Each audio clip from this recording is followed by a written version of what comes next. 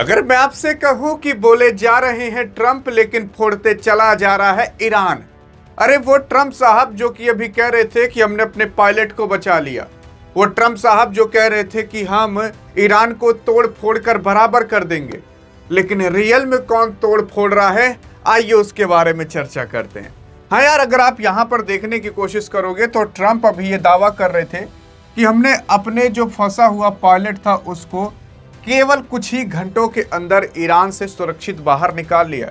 इनका यहां पर यह भी कहना था कि हमने काफी डेयरिंग ये सर्च रेस्क्यू ऑपरेशन चलाया था, जो कि यूएस की हिस्ट्री में पहली बार था, क्योंकि यहां पर 2 पायलट फंसे हुए थे और 2 के दोनों अलग अलग जगह पर फंसे हुए थे। और इसी वजह से कहा जा रहा है कि ऐसा ऑपरेशन ट्रंप ने कभी नहीं किया था, ना तो अमेरिका ने किया था। ये जो अभी किया गया है सर्च रेस्क्यू ऑपरेशन, यार क्या रेस्क्यू ऑपरेशन किया गया है? आपको पता होना चाहिए कि कुछ समय पहले अभी F-15 नाम का जहाज था। वो F-15 नाम का जहाज ईरान के अंदर घुसा हुआ था, अमेरिका का जहाज ही है। F-15 ईगल पूरा नाम था इस जहाज का। इस जहाज के अंदर 2 पायलट बैठते हैं, एक आगे इधर और उसी के जस्ट पीछे बैठता है। एक का काम होता है उड़ाना, दूसरे का काम होता है बमबारी करना। तो ये जो जहाज था इसको हिट कर दिया था ईरान ने नीचे से। ऐसा कहा जाता है कि ईरान को S-300 दिया गया है रूस के द्वारा। जैसे रूस ने भारत को S-400 दिया है, वैसे ईरान को S-300 दिया। अब ईरान ने इसी S-300 से इसे हिट किया था कि किससे किया था, इसकी पुष्टि तो नहीं हो पाई है, लेकिन बहुत जगह कहा जा रहा है कि S-300 से हिट किया गया होगा। लेकिन तब ये जो जहाज था काफी बुरी तरीके से डैमेज हो गया और काफी आगे जाकर ये गिर गया। इसी के साथ साथ एक और जहाज था जिसको डैमेज किया गया था, लेकिन वो बच गया।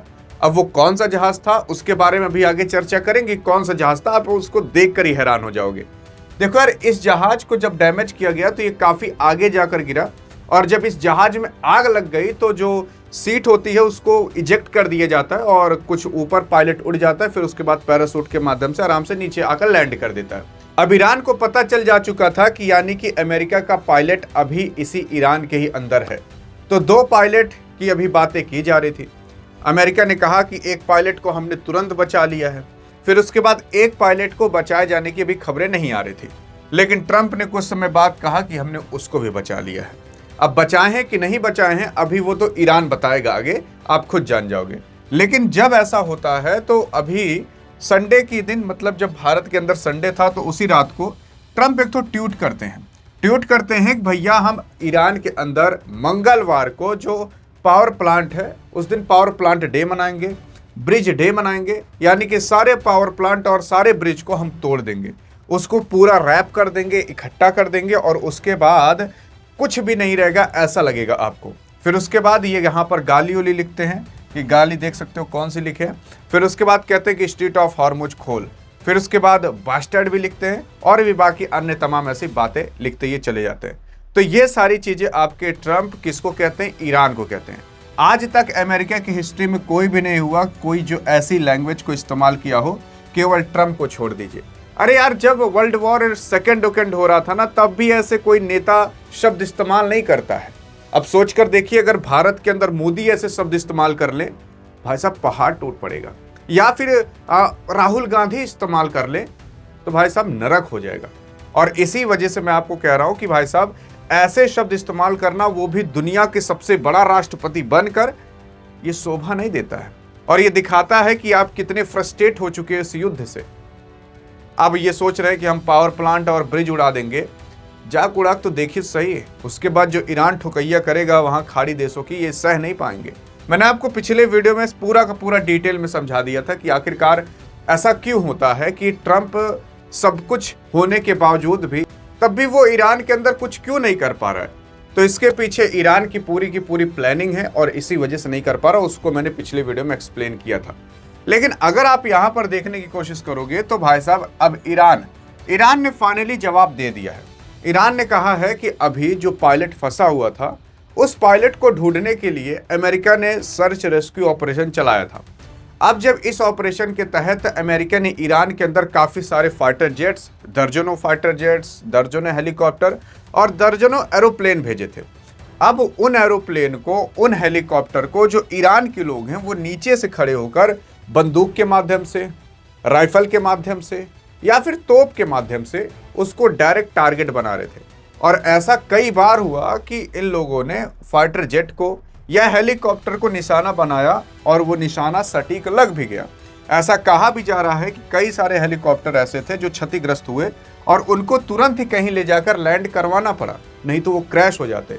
और फिर उसके बाद में पता चला कि नहीं भाई साहब, असल में 2-3 ठो ऐसे हैं जो कि खत्म हो चुके हैं। फिर जब ये बात सामने आती है तो पता चलता है कि अमेरिका कहता है कि हमने ईरान के अंदर अपने ही प्लेन को खुद क्रैश करवाया है। ये देख सकते हो कि भाई साहब कई सारे न्यूज़ आर्टिकल ऐसे पब्लिक कर रहे हैं कि ये देखिए कि इस तरीके से मतलब क्रैश हुआ, ये पूरा मतलब धुआं है, यहाँ पर आग है। C-130 नाम का ये जहाज था जो कि क्रैश होते हुए दिखाई दिया।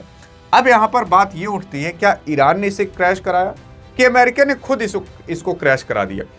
अब यार अमेरिका क्यों अपने ही जहाज को क्रैश करवाएगा? हजार करोड़ के जहाज आते हैं, तो 1000 करोड़ के जहाज यूं ही ऐसे क्रैश करा देगा?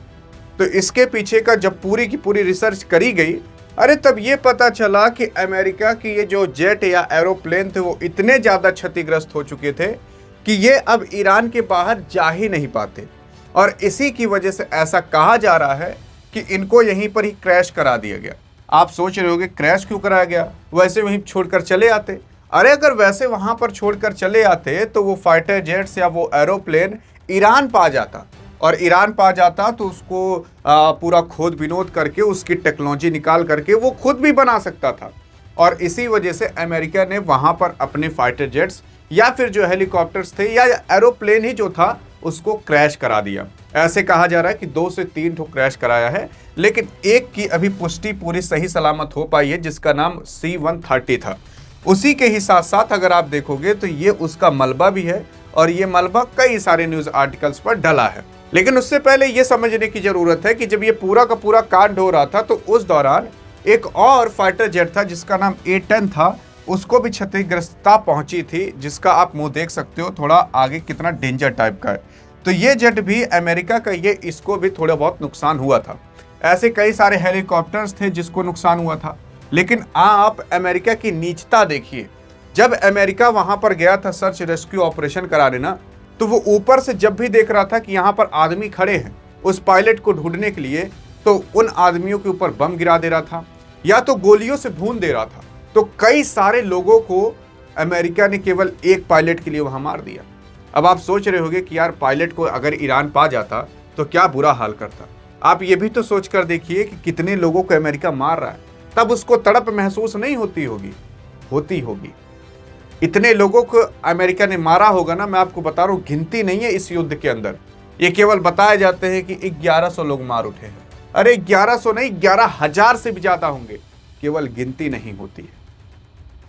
और इसी वजह से कहा जा रहा है कि सर्च रेस्क्यू ऑपरेशन में बहुत ज्यादा लोग मारे गए होंगे। लेकिन इसमें एट द एंड जीता और हारा कौन? यार आप ये सोच सकते हो कि ईरान के पास कोई खतरनाक टेक्नोलॉजी नहीं है, लेकिन तब भी अगर ईरान इतने खतरनाक फाइटर जेट्स या एरोप्लेन या हेलीकॉप्टर्स को गिरा दे रहा है तो उसमें उसकी विजेता है। इसलिए क्योंकि चाहे अमेरिका खुद इसको क्रैश कराए, चाहे अगर ईरान ही चाहे क्रैश किया हो, तब भी ईरान ही तो जीता, क्योंकि उसका भी मकसद था कि क्रैश कराना, और क्रैश हो गया। तो भैया चाहे आप खुद क्रैश कराओ और क्रैश कराए खुद भी, तो ईरान की वजह से तो कराए। तो यानी कि इसमें ईरान ही जीता। मतलब आए थे एक पायलट को ढूंढने, उसके चक्कर में 1000 करोड़, 2000 करोड़, 3000 करोड़ का नुकसान करा चले भी गए। लेकिन हाँ, ज़्यादा नुकसान तब हो जाता जब उस पायलट को अमेरिका ढूंढ ना पाता। अभी तो ट्रंप ये कह रहे हैं कि हमने ढूंढ लिया है, लेकिन ईरान कह रहा है कहाँ ढूंढ लियो, दिखाओ जरा। ये कह रहे हैं कि अभी भी हम सर्च कर रहे हैं। ईरान का मानना है कि अभी पायलट को ढूंढा नहीं गया है, और अमेरिका कह रहा है कि हम ढूंढ लिए हैं। अब इसके अंदर भैया क्या चल रहा है क्या नहीं चल रहा है, क्योंकि ईरान की एम्बेसी ऐसा खुद कह चुकी है, लेकिन ट्रंप कह रहा है कि हमने ढूंढ लिया है। अब पिछली वीडियो में मैंने आपको बताया भी था कि इसके पीछे का खेल क्या है, ढूंढ लिया है नहीं ढूंढ लिया है। क्योंकि यहाँ पर अगर ट्रंप ने कह दिया कि हम ढूंढ लिए हैं, तब पूरी दुनिया मान ली है कि हाँ भैया ढूंढ लिए हैं। अब बाद में अगर ईरान पकड़ भी लेता उस पायलट को, तो दुनिया मानेगी नहीं। दुनिया ये सोचेगी ईरान झूठ कह रहा है, क्योंकि ट्रंप ने तो पहले ही पकड़ के अपने देश के अंदर रख लिया था अपने पायलट को। समझ आ रहा है? तो ये मनोवैज्ञानिक खेल खेला जाता है मन के साथ और दिमाग के साथ। ये थोड़ा साइकोलॉजिकल गेम भी इस वॉर के अंदर चल रहा है। बाकी अगर सोचते हो कि ऐसी इन्फॉर्मेशन आपको मिलती रहे, तो डिस्क्रिप्शन में व्हाट्सएप चैनल का भी लिंक है, वहां पर भी आप और हम मिलेंगे और ऐसे ज्ञान की नदियां बहाते रहेंगे। अगर जाकर ज्वाइन करोगे तो फ्री में सारी इंफॉर्मेशन आपको मिलती रहेगी। लेकिन देखते हैं कि आप ज्वाइन करते हो कि नहीं। बाकी अगर अधिक जानकारी चाहिए तो इस वीडियो में मिलते हैं, तब तक के लिए जय हिंद जय भारत।